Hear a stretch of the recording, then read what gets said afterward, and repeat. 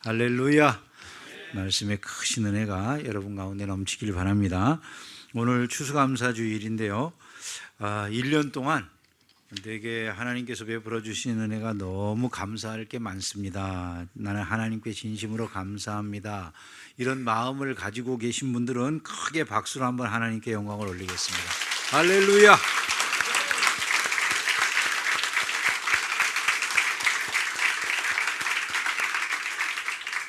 우리 하나님은 감사하는 자들을 기뻐하시는 줄로 믿습니다. 또 감사하는 자들을 통해서 하나님이 영광 받으시는 줄을 믿습니다. 근데 감사를 하라 그랬으니까 감사로 제사를 드리는 자가 나를 영화롭게 한다. 감사로 예배를 드리고 싶은데 감사하는 사람들에게는 어느 정도 특징이 있습니다. 아무나 다 감사하게 되는 게 아니라 감사하는 사람들이 좀 특징이 있는데, 첫 번째로 감사하는 사람은 이런 일반적인 특징을 가지고 있어요. 삶의 긍정적인 측면을 잘 바라보는 거예요. 항상 낙관적이고 소망적이고 긍정적인 이런 걸 잘 바라보는 거죠. 여러분은 어떠신지 모르겠어요. 이스라엘 사람들이 출애굽했을 당시에는 부정적인 것을 주로 많이 본 것 같아요. 큰 이사와 기적을 경험했음에도 불구하고 그들의 눈에는 하나님이 우리를 홍해를 가르시고 인도해 내셨다, 이런 그 놀라운 사실에 계속 눈이 가는 게 아니고, 금방 어려움이 있으면 또 그 어려움에 눈이 가가지고는 불평하고 원망하는 일을 계속하는 것을 우리가 볼 수가 있습니다. 마실 물이 없다고 불평하고, 가는 길이 힘들다고 불평하고, 자기네들이 맨날 이렇게 하늘에서 내리는 이 박한 음식인 만나만 먹는다고 불평하고, 왜 고기는 없냐고 불평하고, 우리는 옛날에 야채도 먹었었는데 파도 있고 그랬는데 지금 여기는 그런 게 없다고 그러고, 하여간 계속 뭔가 그냥 좋지 않은 이런 것들을 바라보면서 불평하는 이런 모습들을 대부분의 이스라엘 사람들이 보여주고 있죠. 출애굽한 이스라엘 백성들 다 똑같은 환경인데 여호수아하고 갈렙은 다른 걸 보잖아요. 여호수아와 갈렙도 환경이 똑같은데도 불구하고 다른 걸 봐요. 나머지 이스라엘 백성들이, 정탐꾼들이 와서 보고하기를 거기 갔더니 젖과 꿀이 흐르는데, 항상 이렇게 부정적인 사람들은 뒤에 단서가 붙어요, 그죠? 그래서 거기 갔더니 젖과 꿀이 흐르는 아주 좋은 땅인 건 맞긴 맞는데 거기 대적들이 너무 세더라, 이제 이런 보고를 합니다. 거기에는 그냥 안악자손들이 사는데 막 어마어마한 거인들이라 우리는 그들 앞에 가면 메뚜기 같아, 이런 얘기를 하니까 그 말을 듣고서 사람들이 또 이제 그 긍정적인 면, 낙관적인 이런 거, 하나님의 약속 이런 건 볼 줄을 몰라요. 다 불평하고 원망하고 왜 우리를 여기까지 이끌어내서 우리를 죽게 하느냐고 난리를 치지 않습니까? 근데 그런 그 상황에서 다른 걸 보는 사람 있잖아요. 똑같은데, 환경은 똑같은데 다른 걸 보는 사람이 있죠. 그게 누굽니까? 여호수아와 갈렙이잖아요. 그들은 아니야, 하나님이 우리 이전에도 구원해 주셨잖아. 홍해에서도 우리를 건져 주셨잖아. 애굽의 군대들 앞에서도 우리를 건져 주셨잖아. 그 하나님이 우리에게 약속하시기를 이 땅은 너희들에게 준 땅이라고 말씀하셨으니까 우리가 들어가서 차지하자. 그럼 뭐라고 말합니까? 저들은 우리 밥이다, 이렇게 말하지 않습니까? 그러니까 긍정적인 면을 먼저 바라보는 거예요. 긍정적인 부분을. 근데 똑같은 환경에서도 그러지를 못하는 사람들이 많이 있다는 것이죠. 감사는 어떤 사람들에게서 나오는가? 바로 이렇게 하나님이 내 범사에 은혜를 주신다고 믿음 생활에서도 긍정적인 측면을 자꾸 바라보려고 하는 이런 사람들이 감사하는 삶을 살게 된다. 이 점을 우리가 생각을 해야 된다는 것입니다. 감사는 바로 이와 같은 마음을 가진 사람들의 신앙 표현이다라고 말할 수가 있어요. 내가 소유하지 못한 것, 잃어버린 것들을 주로 바라보게 되면 감사가 없죠. 아직 남아있는 것, 아직도 할 수 있는 일들에 자꾸 주목하다 보면 감사가 나오는 거예요. 우리가 그 세상을 살면 이 태도 자체가 늘 부정적인 분들이 있을 수 있어요. 똑같은 상황에서. 예를 들어 연세가 드신 어른들이 가끔 그 식당에 갔는데, 식당에 키오스크라든지 이런 게 있어가지고 주문을 못해서 그냥 들어갔다가 그거 있는 데서 나오셨다는 얘기를 하시는 어른들이 많으시잖아요. 물론 당황해서 나올 수는 있는데 그 다음에 에이씨 이따구만 있어가지고 막 이렇게 할 수도 있잖아요, 그죠? 세상에 왜 이렇게 불편하게 만들어 세상을, 그렇게 말하는 경우들이 있을 수 있죠. 근데 어떤 분들은 야, 우리나라가 발전해가지고 세상에 모든 걸 다 기계로 주문을 해. 내가 이번에는 갔을 때는 잘 주문해서 먹지 못했지만 다음엔 배워서 그런 거 우리나라 발전하는 이 좋은 문물들을 나도 좀 누려봐야 되겠어. 이렇게 생각할 수도 있잖아요. 아니에요? 아니, 그러니까 자꾸 뭔가 긍정적으로 생각을 하고, 우리나라가 굉장히 부자가 됐나 봐. 이제는 세상에 그런 거 하나도 다 이렇게 기계식으로 바뀌고, 옛날에는 정말 우리나라에 자동차 하나도 없던 나라인데 지금 살기가 너무 좋아졌어. 막 로봇들이 돌아다니더라. 뭐 이런 얘기를 해가면서 좋은 얘기를 할 수도 있잖아요. 뭘 바라보느냐가 너무 중요하다는 거예요. 한때 그런 그 분들이 있었거든요. 예를 들어 뭐 핸드폰이 있다가 이게 스마트폰으로 바뀌니까 어떤 사람들은 이게 신박한 기계가 나와서 너무 좋아. 참 세상이 너무 살기 좋아지는 것 같아. 이런 분들이 있는가 하면, 아니 전화기에 뭐 쓸데없는 검색 기능은 왜 넣어 이것이, 비싸게 받아 처먹으려고 그냥. 뭐 이렇게 생각하는 경우들이 있을 수 있잖아요. 근데 이렇게 생각하면 발전이 이루어질 수가 없죠. 뭐 컴퓨터에서 다 우리가 전부 검색할 수 있는데 굳이 핸드폰에 이거 전화만 하면 되는 거 아니야? 근데 지금 여러분 어떻습니까? 이 핸드폰이 전화만 합니까? 근데 만약에 그때부터 나는 절대로 스마트폰이라고 하는 건 안 쓸 거야, 그러면 지금 모든 문물에서부터 자꾸 밀려나고 불편해질 수밖에 없는 상황이 되지 않겠어요? 우리가 감사하면서 살아가는 이런 마음이 있을 때 삶도 변화가 일어나기 마련이다라고 하는 것을 꼭 기억을 해야 된다는 것이죠. 우리가 인생을 살다 보면 어려움이 있기도 하고 여러 가지 우리를 좌절케 하는 일들이 일어날 수도 있어요. 근데 절망적인 부분들만 쳐다보고 있으면 희망이 안 보이잖아요. 앞날에 내가 어떻게 살아갈지가 아무것도 안 보이면 뭐 이렇게 말할 수 있지 않겠습니까? 모든 게 절망이니까 이젠 끝이야, 그냥 다 끝났어. 그럼 뭐가 도대체 어떤 힘을 가지고 살아가겠어요? 적어도 믿음의 사람들은 이렇게 고백해야 되잖아요. 내 앞이 이 세상적으로는 다 가로막히고 아무것도 안 보이지만 그래도 하나님이 나의 등 뒤에서 나를 도와주실 수 있어. 나는 그분을 믿어. 이렇게 고백해야 되잖아요. 우리 하나님은 분명히 소망을 주시는 소망의 하나님이셔. 내 모든 인생이 아직 끝나지 않는 한 하나님의 소망을 붙들고 나는 일어날 수 있을 거야. 여러분, 하나님은 그런 사람들을 붙들고 역사하시는 거예요. 우리가 찬송하잖아요. 나의 등 뒤에서 나를 도우시는 주, 나의 인생 길에서 지치고 고나여 매일처럼 주저앉고 싶을 때 나를 밀어주시네. 할렐루야. 여러분, 하나님이요 뒤에서 도와주실 줄을 믿습니까? 노래만 부르고 입술만 딸막딸막 한다고 되는 게 아니잖아요. 그 믿음을 가져야 되잖아요. 그런 믿음을 가지고 있을 때 삶의 낙관적인 측면을 바라보게 되고 그런 사람들이 감사한다는 거죠. 그런 감사가 저와 여러분 안에도 가득하기를 주님의 이름으로 축원합니다. 하나님의 희망의 손길이 내 등 뒤에서 나를 꽉 붙잡고 계신다. 여러분, 그거를 좀 느끼면 좋겠어요. 우리가 그런 믿음으로 전진하시기를 주의 이름으로 축원합니다. 어떤 사람이 감사할까요? 겸손한 마음을 가지고 있는 사람, 그 사람들이 감사하는 겁니다. 감사로 제사를 드릴 수 있는 사람, 교만하면 감사로 제사를 못 드려요. 하나님 앞에서 겸손한 사람이 하나님께 감사함으로 제사를 드리지, 내가 하나님 앞에서 교만 떨면서 세상 일 하나님보다 더 잘하는 것처럼 생각하면서 하나님께 감사의 제사를 드릴 수 있겠습니까? 불가능한 얘기죠. 하나님 앞에서 겸손한 마음을 가진 사람이 하나님께 감사의 제사를 드릴 수 있게 되죠. 우리가 집안에서도 그러잖아요. 부모님에게 정말 감사하다라고 하는 마음을 갖는 자녀들은요, 겸손한 자녀예요. 보통 예를 들어 자녀의 마음에 교만한 마음이 들어왔다고 해봅시다. 우리 어머니 아버지가 평생 그냥 자식 가르치느라고 막 농사짓고 열심히 해가지고 자녀를 가르쳤어요. 그 부모님들은 농사밖에 지은 게 없어. 공부한 것도 없고 별로 배운 것도 없으셔. 양축자사자 일해가지고 자식들 가르쳐놔가지고 자식들이 성공해가지고 돈도 벌고 어느 정도 사회적인 지위도 얻고 이렇게 됐어요. 그랬더니 그 자식들이 어머니 아버지가 말하면 듣지도 않고 무시하고 이럴 수 있잖아요. 그죠? 가끔 뭐 우리는 그런 걸 볼 수는 없지만 가끔 보면 신문에서는 나오잖아요. 그런 사람들이.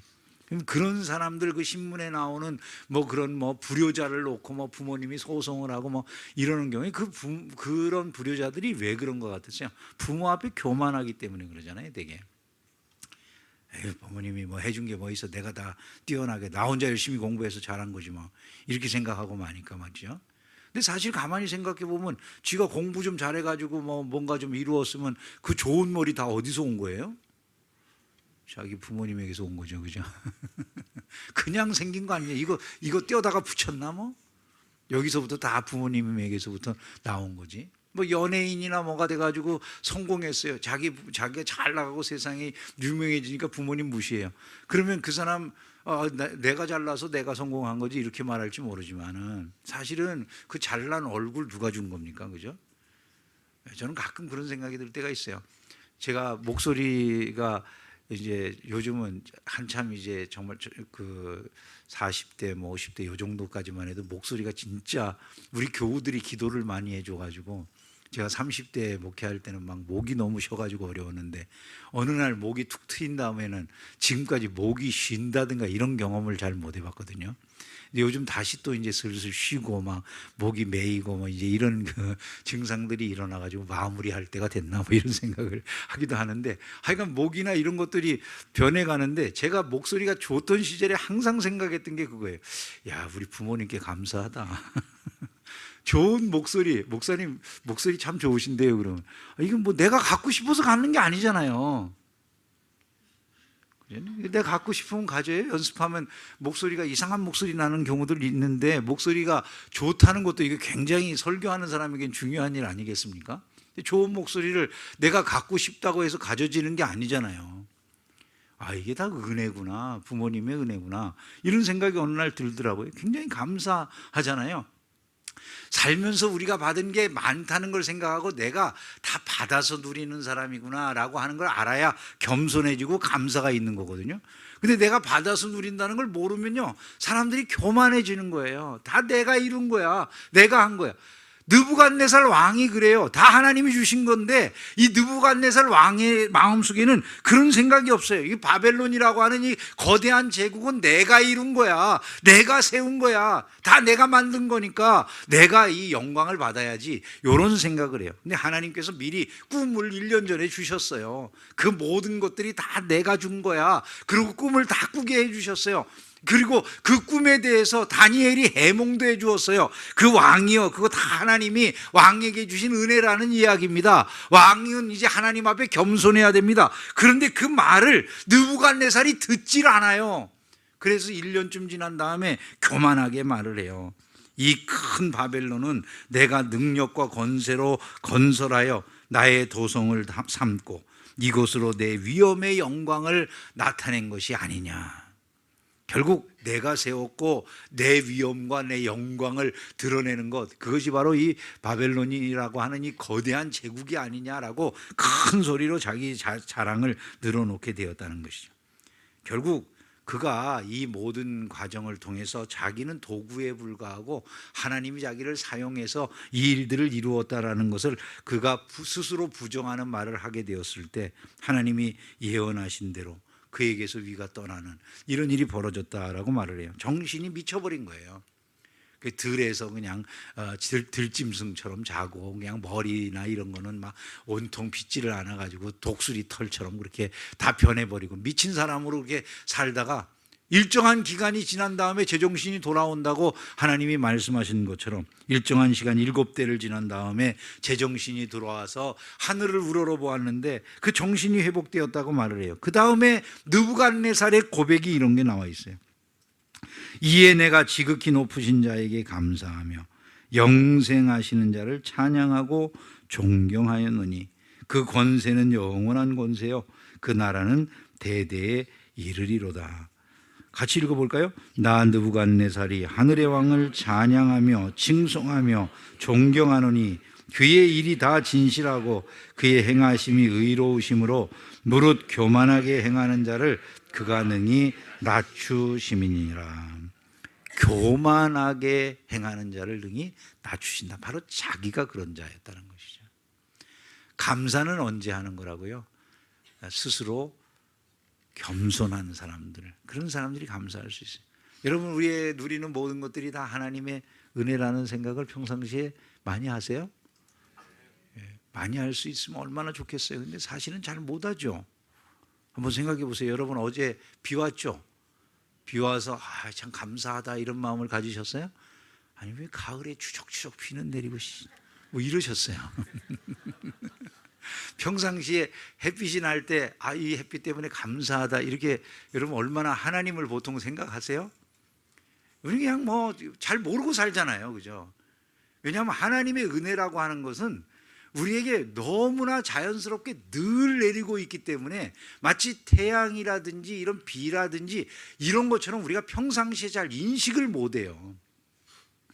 그래서 비가 왔는데 사실 그런 비가 안 왔으면 이 자연 만물에 있는 어마어마한 이 세계가 어떻게 이 아름답게 풍요롭게 세상의 모습을 일구어내겠습니까, 사실. 근데 이게 하나님이 그냥 평상시에 늘 해주시는 거니까 우리는 비가 오면 그냥 왔는가 보다 그러고 뭐 햇빛이 비치면 그냥 햇빛이 비치는가 보다 그러지만은 여러분 요즘 맛있는 과일들을 드시잖아요, 그죠? 요즘 유난히 과일이 맛있다는 생각 안 드세요? 올해 사과 맛있죠? 한 번도 안 먹어보셨어요? 난 사과를 싫어해. 아니요, 사과라든지 이런 게 올해 유난히 맛있는 그런 해예요. 왜 그런지 아시잖아요. 올해는 뭐 태풍이 없었던 단 한 개의 태풍도 우리나라에 안 지나간 그런 해가 되다 보니까 과일이 유난하게 농사가 잘 된 그런 그 해 중에 하나거든요. 감도 맛있고 다 맛있잖아요. 집에서 과일은 난 절대로 안 먹어. 고기만 먹어. 그러니까 그런 말 시키지 마세요.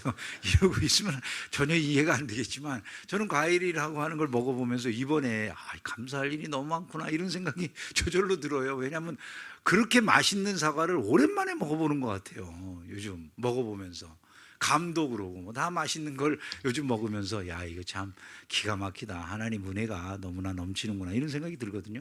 사실 여러분, 햇빛이 쨍쨍 내리쬐주고 이러는 것을 통해서 당도가 높아지고 그러는 거잖아요.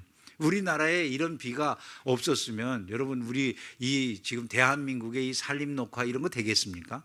적절하게 비가 내려서 사실 뭐 우리가 언제 불암산에 올라가 가지고 물 한 번 준 적 없잖아요. 나무 뭐 심었다 그러지만 거기 비 안 내리면 나무가 자랍니까? 그 적절하게 그래도 때마다 비도 내리고 뭐 적절한 그 햇빛이 있으니까 저 나무들이 자라는 거지. 저 모든 것들이 지켜지고 유지된 게 우리가 녹화 사업을 잘했기 때문이다 이렇게만 생각하는데요. 그건 천만의 말씀이에요. 아무리 노력한다고 해도 안 된다면 자연의 혜택이 없으면 안 되는 거죠. 하나님의 은혜가 모든 곳에 주어지고 있었어요. 알았습니까, 여러분? 모르잖아요, 사실은요. 잘 그렇게 임하는 것이기 때문에 우리가 잘 모르고 살아갈 때가 있다는 거예요. 주변에서 너무나 항상 풍성하게 임하기 때문에. 여러분, 우리의 삶 속에는 그런 것을 알 때 비로소 겸손해지는 거예요. 내 삶의 모든 것 주변에 하나님의 은혜가 임하고 있었던 거야. 내가 잘 모르고 있을 때 더 많은 은혜가 임했던 거야. 여러분, 이런 생각을 가지고 하나님께 감사하는 은혜가 있기를 주의 이름으로 축원합니다. 저녁 하늘이 아름다운 건 노을 때문인 줄 알기만 하지 하나님의 은혜인 줄을 몰라요. 그윽한 향기가 방 안에 가득하면 커피 향인 줄만 알지 하나님의 은택인 줄을 몰라요. 근데 아니, 다 그게 하나님이 공급하신 은혜로 우리에게 주어진 것임을 잊지 않기를 주의 이름으로 축원합니다. 마지막으로 한 가지 더 감사할 수 있는 사람이 어떤 사람이냐? 모든 것이 합력해서 선을 이루게 하시는 분이 하나님이시다라는 걸 아는 사람들이 어려울 때도 감사할 수 있는 거죠. 모든 것이 합력해서 선을 이루신다. 우리에게 좋은 날도 있지만 어려운 날도 있죠. 근데 어려운 날에도 감사할 수 있는 사람들은 이것이 합력해서 선을 이룬다라고 하는 믿음을 가지고 있는 사람들, 그들만이 감사할 수 있다라는 거예요. 여러분, 우리가 세상을 살다 보면은 나만 고통당하고 다른 사람들은 좋은 일만 일어나는 것 같은 그런 생각이 들 때가 있지 않겠습니까? 한 번은 이제 뭐 이거 우한데 어느 저기 건축가가 해변에 멋있는 곳에서 이제 집을 짓고 있는데 못이 막 그냥 항의를 하더라는 거예요. 못이 왜 나는 맨날 두드러 맞냐고, 그냥 저놈의 망치는 나를 때리기만 하고 나는 맞기만 하고, 그러면서 이제 건축자에게 막 그냥 항의를 하더라는 거예요. 도대체 나는 왜 이렇게 맞기만 하고, 당신이 결국은 더 밉다고, 망치보다, 때리는 망치보다 당신이 더 밉다고 건축자에게 막 항의를 하더라는 거예요. 그러니까 건축자가 하는 말이 이게 다 니네 집이기 때문이야 그러더래요. 얼마쯤 이제 시간이 지나갔어요. 계속 맞느라고 막 그냥 불평하고 원망하고 있는데, 시간이 좀 지나갔더니 건축자하고 이제 망치는 다 집을 진 다음에 돌아가고 더 이상 아무 때리는 인간이 없더라는 거예요. 때리는 놈이 없는데 자기는 거기에서 맨날 멋진 그 바다 풍경을 보면서 살고 있더라는 거예요. 우리가 인생을 살아가면서 그런 걸 모르고 살 때도 있다는 거죠. 앞을 다 쳐다보고 알고 그럴 수 있다면은 우리가 정말 하나님의 은혜를 미리 알고 감사할 수도 있을 텐데, 그러지 못하고 우리 눈앞에 보이는 일들만 보니까 당장 어려우면 어려운 것에 대해 불평하고, 내가 힘든 일들에 대해서 짜증내고 화내고, 이런 것들에 익숙해질 수밖에 없다는 거예요. 근데 주께서 우리에게 분명히 약속하시지 않으셨습니까? 예? 우리가 하나님을 믿고 의지하고 주님을 따라 나가면 모든 것이 합력해서 선을 이루게 된다는 것은 주님의 약속의 말씀인 것이죠. 오늘 본문 말씀을 보면 이렇게 되어 있어요. 하나님이 감사로 제사를 드리는 자가 하나님을 영화롭게 한다, 이렇게 말씀하셔요. 감사로 제사를 드리는 자가 하나님을 영화롭게 한다. 근데 그 다음의 말씀이 흥미롭잖아요. 그냥 이어지는 말씀이에요. 그 행위를 옳게 하는 자에게 하나님의 구원을 보이신다, 이렇게 말씀해요. 그러면 감사로 제사를 드리는 자가 나를 영화롭게 한다는 말하고, 그 행위를 옳게 하는 자에게 하나님의 구원을 보이신다라고 하는 말은 그냥 따로따로 떨어져 있는 말인 것 같으세요? 의미들이 뭔가 병행하는 말인 것 같으세요? 의미들이 병행하고 있는 거예요. 그러면 감사로 제사를 드리는 자는 곧 어떤 자라는 뜻이 될까요? 그 행위를 옳게 하는 자가 되는 것이죠. 그죠? 감사로 제사를 드리는 것이 행위를 옳게 하는 거예요. 부모에게 감사하는 것이 행위를 옳게 하는 거예요. 그죠? 그와 마찬가지, 하나님께 감사하는 게 하나님 앞에서 행위를 옳게 하고 살아가는 길이 된다. 이 점을 우리가 꼭 기억을 해야 된다는 거예요. 만약에 감사해야 될 때 감사하지 않는다면 그게 어떤 행위가 되겠습니까? 삐뚤어진 행위가 되는 것이죠. 그죠? 행위를 옳게 한다 그러는 건, 그 말은 행위를 반듯하게 한다는 얘기잖아요. 근데 행위가 삐뚤어진다라고, 행위를 잘못한다는 건 행위를 삐뚤어지게 한다는 거예요. 하나님을 온전하게 의지하고 감사하는 삶을 살지 않는 사람들은 행위가 삐뚤어진 거다, 이런 말이잖아요. 저와 여러분들은 어떤 삶을 살고 있습니까? 바른 삶입니까? 삐뚤어진 삶입니까? 시편 기자는 말하잖아요. 내 영혼아 여호와를 송축하며 그의 모든 은택을 잊지 말지어다. 우리가 교동문에서 읽은 내용이죠. 그가 내 모든 죄악을 사하시며 내 모든 병을 고치시며 내 생명을 파멸해서 속량하시고 인자와 긍휼로 관을 씌우시며 좋은 것으로 내 소원을 만족하게 하사 내 청춘을 독수리같이 새롭게 하신다. 이것만이 아니죠. 무엇보다도 큰 선물을 주셨잖아요. 이게 무엇입니까? 예수 그리스도를 우리를 위해 대신 십자가에 내어주심으로 우리를 구원해 주셨다는 사실을 잊으면 안 될 줄로 믿습니다. 영원한 구원을 주시고 천국을 주시고 하나님의 자녀가 되는 권세를 주셨다고 그러잖아요. 그 모든 것을 얻은 우리들이 어찌 감사하지 않을 수 있겠느냐. 이런 마음을 가지고 평생 감사의 사람으로 살아가시기를 주님의 이름으로 축원합니다.